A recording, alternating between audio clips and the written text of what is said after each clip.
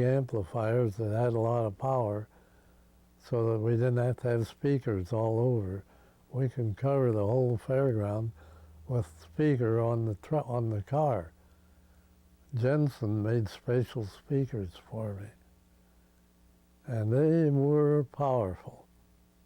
Wonderful tone, tremendous power. And that was our sound cars. We used them to advertise on the street. If I run into a place where the cop says, "You can't use that thing in town, you got to get out of town," I'd say, okay. I'd drive out of town, find the hill, park on top of it, and point toward the town, and go to work.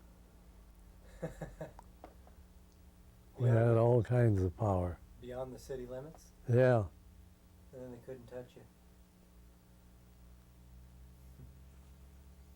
They were really good sound cars. They were Plymouths? Yeah. Tell me about all the money you spent on that. Well, now, what I got for sound cars, when they changed models, say in 1936, they built 2 Plymouth four-door sedans by hand. And that meant they had to use steel that was very soft, because they didn't put it in the dies. They didn't want to put steel in the dies until they had approved it. Afraid they might crack a die. But they wanted to build a car to see how it looked and how the doors fit and everything. So they built a couple of cars. They took photographs of them and did a few things with them and all that. And then they sold those cars to us for $300 a piece. And that's what we made our first 2 sound cars out of. Now, Teeter had one made out of a 1934, and it was standard. But the first 2 I got, I could take my fist and knock a dent in them. They were so soft. And they couldn't use them for stunts, but we made sound cars out of them. Did you have to convince Plymouth to let you build a... Well, when I first went with Lynch, and he wanted me to build a sound car, by that time I had enough experience, I knew what was needed. And I knew it didn't exist. Nobody could take it off the shelf. There wasn't any amplifier powerful enough to do the job that could be fit into that car. So I talked to Lynch about it, and we talked to the factory on the phone, and the factory had a few sound cars here and there that ran on the car battery. And this is what was in their mind, you know. And they were worth maybe $350 at the most. That wasn't what I had in mind at all. And I told Plymouth, I said, I'll build it. I won't charge anything for engineering it or my work on it. I'll design it and build it, supervise the building of it, if I drive it. But I want no one else handling the car, and that applies only to the ones that I build. If you need 2 of them, we'll build 2, but if you only need 1, we'll build 1. But let's start with 1, see what we get. They said, okay. So I told the engineer, there's a sound equipment manufacturer then called Webster Chicago. There ultimately were 3 different sound companies named Webster, but they had no connection with each other or anything. So I drove to Chicago in this car and got a room in a hotel a block away from the factory. I went over and met their chief engineer, who was a guy named Joe Irwood. And he was a smart cookie. He was really sharp. And I talked to him for an hour or so.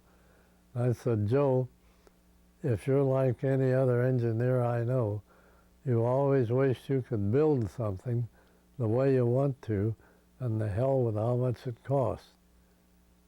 He said, what do you mean? I said, like an amplifier or any piece of equipment, you always have to hold it down to a price. He said, yeah, I know. I said, how would you like to build a sound car to be the best you know how and not give a damn about what it costs? No, you'll get paid for it. He said, nobody lets you do that. I said, that's what I'm offering you. He said, who's going to pay for it? I said, Plymouth. He said, do they know that? I said, no, not yet, but they will. But if you have it built and it works before they know it, I'll guarantee it'll be paid for. If not by them, why finally by me. But I know it'll be paid for. Because if Plymouth won't buy it, I'll buy it and lease it to the show. But we'll have it. He said, who's going to design it? I said, you and I are.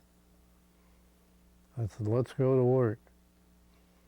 And we designed the speaker to fit right on top of the car and to hold the power drivers and everything we needed. We had to put extra steel in the roof of the car so the roof didn't collapse. We had to put extra leads in the rear springs to hold up the generator and everything. It took us 2 weeks, about 2 weeks and a half, to build the first one. We got it built and tested. We called Plymouth. The first thing they wanted to know is how much it cost. The bookkeeping department told them $3,500 and some dollars. They never even hung up the phone. They just run out and got in their car and come to Chicago. And boy, they were out for blood. I said, all right, we'll listen to you, but first you hear this. You don't do anything or make any decision till you hear it. Well, I've heard sound cars. I said, you haven't heard one like this. Stand about 50 feet in front of it and look toward it. I put a record on, Stars and Stripes Forever, turned the volume up. It just about took their hair off.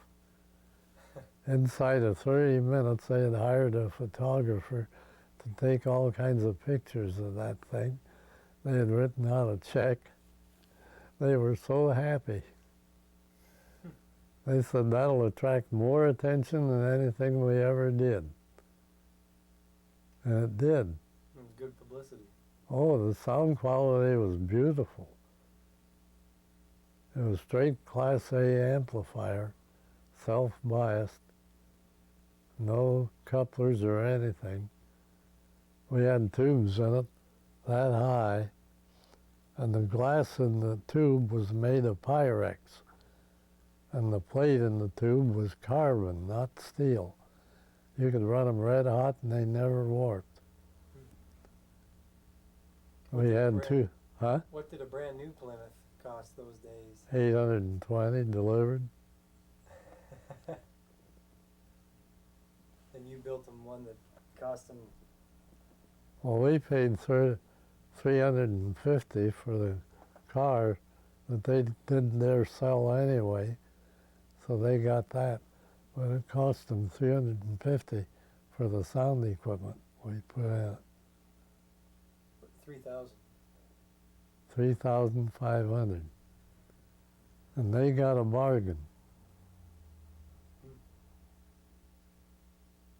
Those things still worked when the shows closed. And did you use that car exclusively? Yeah. Anybody touched that car, I'd kill them. Teeter didn't even dare drive it. I said, anybody else touches that wheel, I'm spending that money, I'm on the next bus home.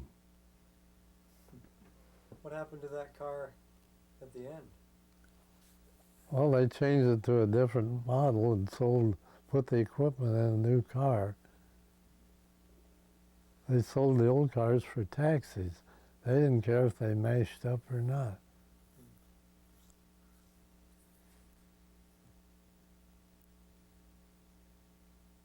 So was that car for Teeter's show or for Lynch's? No, that was for Lynch. Teeter didn't have any real sound man. He took a car to the factory, and the factory put a system in it. It wasn't as nice as the one we did.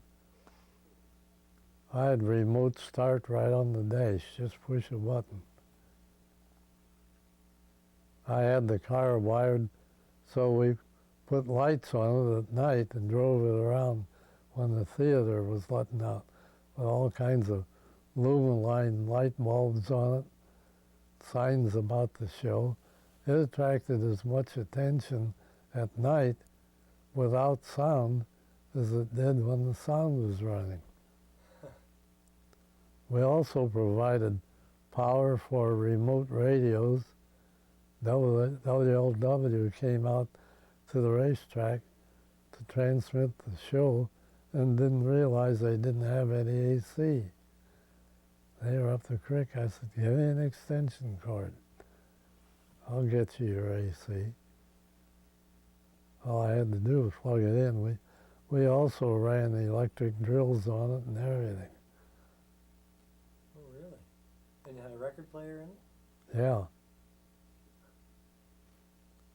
I had the record player shock mounted on rubber so it floated. The whole thing would go this way when you're going over bumps. And we had the radio wired in it, so if any radio had a good program, we could switch into it. And broadcast it if you had to? If we had to.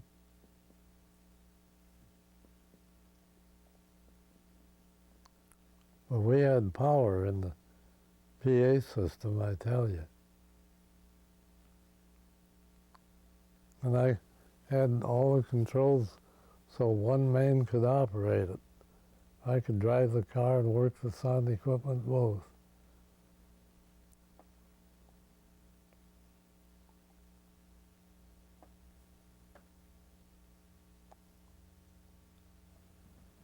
We spent money on that thing.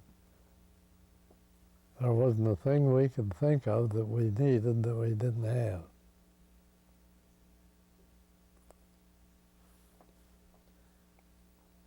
Do you mind if we go back and talk about the early days with Teeter again? Talk about anything you want to. All right. I know we've talked about it a couple times, but I still like hearing I'm not sure if we've got all a clean version about the rollover.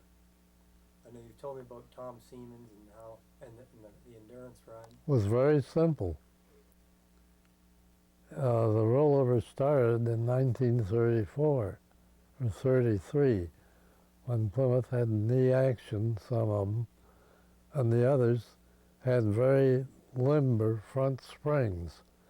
Instead of 6 or so quarter-inch thick leaves, they had 11 or 12 eighth-inch leaves, which had the same ability to carry weight, but were twice as flexible. And with the front end you had on Plymouth, you had that flexibility.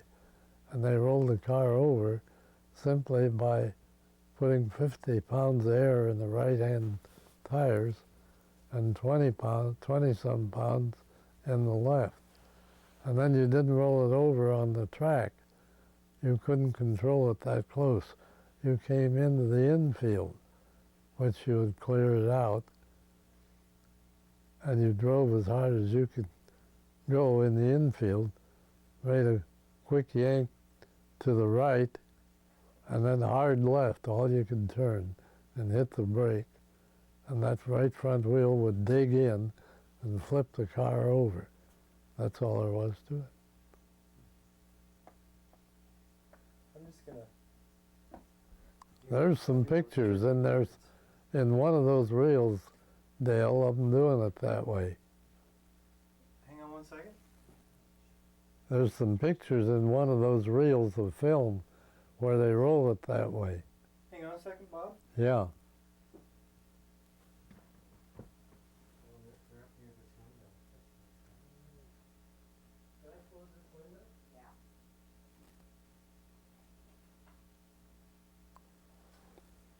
Hey, Dale. Dale, Yeah. do you like beef and noodles? Do I like what, sorry? Beef and noodles. Oh, love it. Okay, we got that for supper. Sharon? Yeah. You go on and talk until about 5:30. You still taping this? Yeah, I can stop it. You got enough to feed both of us? Yeah, yeah. What Good. time is it now? Get you It's, some Amish noodles. 5 now? Yeah. Do you want me to stop for a bit? You want to? If you want to, if you guys are getting hungry, I won't want to keep it, you know. It's up to you. What were you just, I was just saying you'll have Amish noodles. Amish noodles? We get them from an Amish store down there. They're better than others. You'll see. Homemade? Well, yeah, they don't make them in their house, but they use that kind of formula.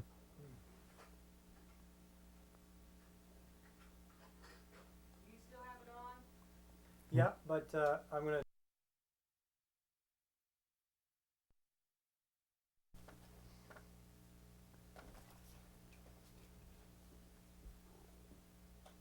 Why is it your favorite? Well, it's an interesting picture to look at.